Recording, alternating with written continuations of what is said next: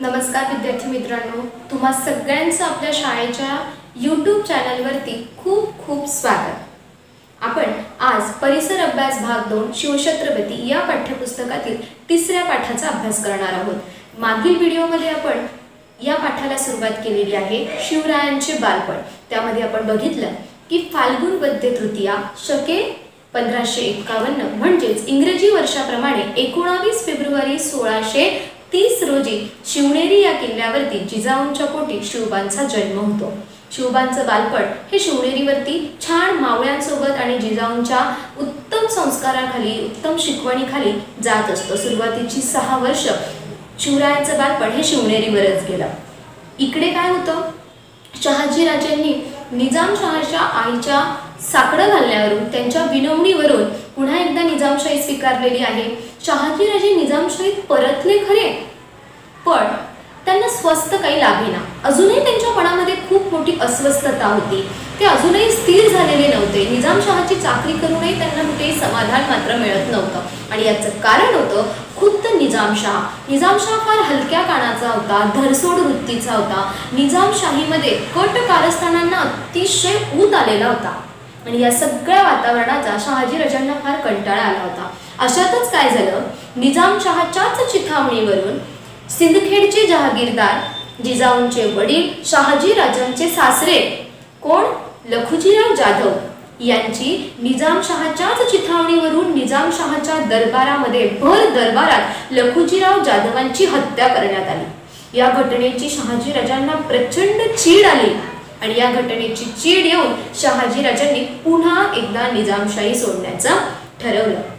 इकडे काय होतं, निजामशहाचा वजीर फत्ते खान जो अतिशय कपटी आणि कारस्थानी होता, निजामशाहीशीच तो फितुरी करत होता। त्याने काय केलं, मुघल बादशाह शहाजहान याच्याशी त्याने हातमिळवणी केली आणि निजामशाही आता मुघल बादशहाच्या हातात हा फितुरीने सोपवणार असं चित्र निर्माण झालं। आता करायचं काय, शहाजी राजांनी तर निजामशाही सोडून दिलेली होती आणि निजामशाही सोडून शहाजी राजांनी मुघल बादशाह शहाजहान याची चाकरी स्वीकारलेली होती। म्हणजे निजामशाही सोडल्यानंतर शहाजी राजे आता मुघल बादशाह शहाजहान यांच्या चाकरीत आहेत। इकडे फत्ते खान शहाजहानशी हात मिळवणी करून निजामशाही संपवण्याच्या बेतात आहे। इतकंच नाही तर निजामशाही तो आता मुघल बादशाहच्या हातात सोपवणार असं चित्र निर्माण झालं आणि एवढं करूनही फत्ते खान थांबला नाही, तर फत्ते खानने स्वतः निजामशहाचीच हत्या केली। म्हणजे आता जवळजवळ निजामशाही संपल्यातच जमा होती। पण असं चित्र उभं राहिल्यानंतर शहाजी राजांनी काय केलं की निजामशाही वाचली पाहिजे, निजामशाही बुडता कामा नये आणि म्हणून शहाजी राजांनी काय केलं की हा फत्ते खानला आपण कुठेतरी थांबवलं पाहिजे। पण याला कसं थांबवणार, आता तर शहाजी राजे कुठे आहेत, मुघल बादशाह शहाजहानच्या चाकरीत आहेत। पण मुघल बादशाह शहाजहानने सुद्धा काय केलं की फत्ते खान जो त्याला निजामशाही मिळवून देणार होता, त्याच्या या कामाची बक्षिसी म्हणून जो प्रदेश जो मुलूक शहाजी राजांना ज्या मुलुखाची सरदारकी दिलेली होती, जो मुलूक जो प्रदेश शहाजी राजांच्या ताब्यात होता, तो प्रदेश परस्पर मुघल बादशाह शहाजहानने काय केलं, निजामशहाचा तो वजीर फत्ते खान याला देऊ केला। या घटनेची शहाजी राजांना प्रचंड चीड आली आणि या घटनेची चीड येऊन शहाजी राजांनी पुन्हा एकदा काय केलं की मुघल बादशाहची सुद्धा चाकरी सोडून दिली आणि आपण निजामशाही वाचवली पाहिजे। आता निजामशाही कशी वाचवणार, खुद्द निजामशहाचीच हत्या झालेली आहे। निजामशाहीचा कोणाला, निजामशहाच्या गादीवर कुणाला बसवायचं, तर निजामशहाच्याच वंशातील एक लहान मूल शहाजी राजांनी शोधून काढलं आणि जुन्नर जवळ पेमगिरी या किल्ल्यावरती त्या मुलाला नवा निजामशाह म्हणून घोषित केलं। एक प्रकारे शहाजी राजांनी नवीन राज्य स्थापन केलेलं होतं। आता हे राज्य वाढवण्यासाठी, जपण्यासाठी, सांभाळण्यासाठी शहाजी राजे शर्थीने लढत होते। या नव्या राज्यामध्ये गोदावरी पासून तर नीरा या नद्यांदरम्यानचा सारा प्रदेश या शहाजी राजांच्या नव्या निजामशाहीमध्ये मोडत होता। दिवसामागून दिवस जात होते।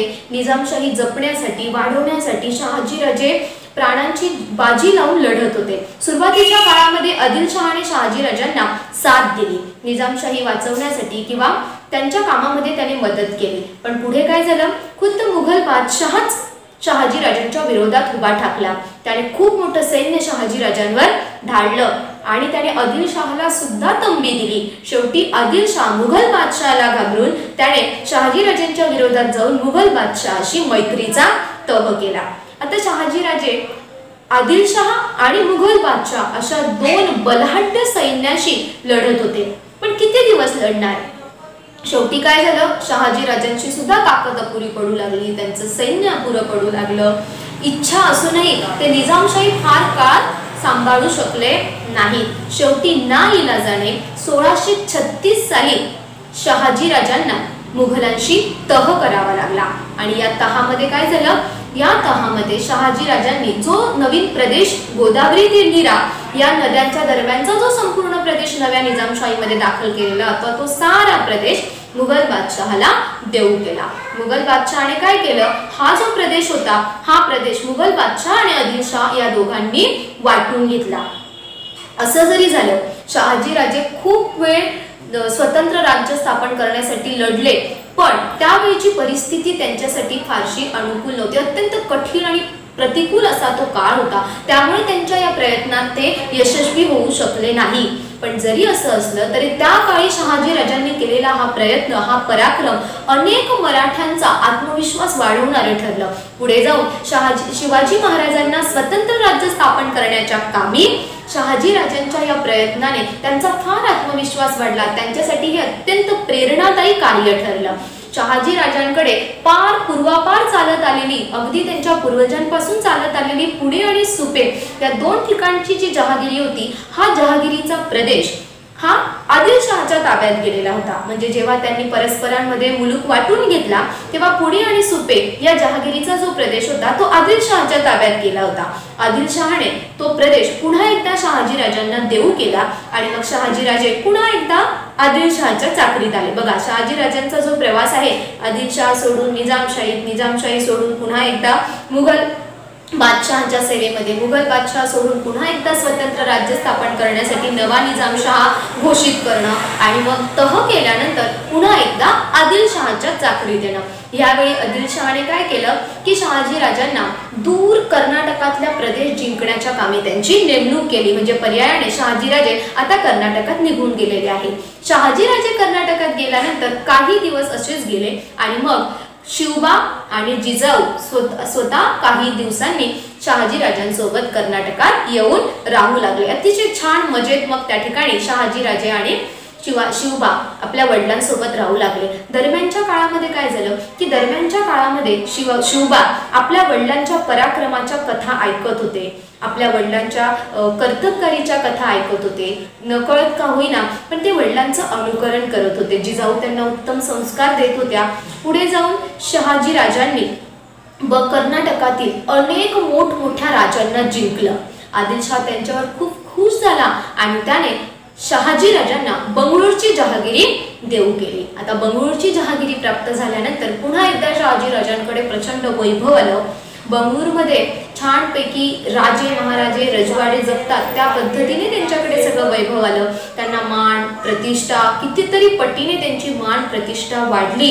बंगळूर या ठिकाणी शहाजीराजांनी आपलं जहागिरीचं मुख्य ठिकाण त्या ठिकाणी तयार केलं आणि बंगळूरमध्ये मग शिवबा जिजाऊ शहाजीराजे सगळे एकत्र राहू लागले. तिथून पुढे मग शिवबा आपल्या वडिलांसोबत आता महत्त्वाचा काळ घालवत आहेत. इथून पुढे आता शहाजीराजे शिवबांच्या आयुष्यातल्या काही महत्त्वाच्या गोष्टींना सुरुवात करतात. शिवबांच्या आयुष्यातल्या काही महत्त्वाचे निर्णय शहाजीराजे याच ठिकाणी घेतात आणि मग खऱ्या अर्थाने आता शिवबांच्या आयुष्याला, त्यांच्या शिक्षणाला, त्यांच्या पुढील जडणघडणीला इथून सुरुवात होते, जो भाग आपण पुढच्या पाठांमध्ये अभ्यासणार आहोत. आज आपण शिवरायांचे बालपण या पाठाचा उर्वरित भाग आजच्या व्हिडिओमध्ये अभ्यासलेला आहे. तेव्हा हा पाठ आता तुम्हाला पूर्ण अभ्यासायचा आहे, वाचायचा आहे आणि समजून घ्यायचा आहे. धन्यवाद.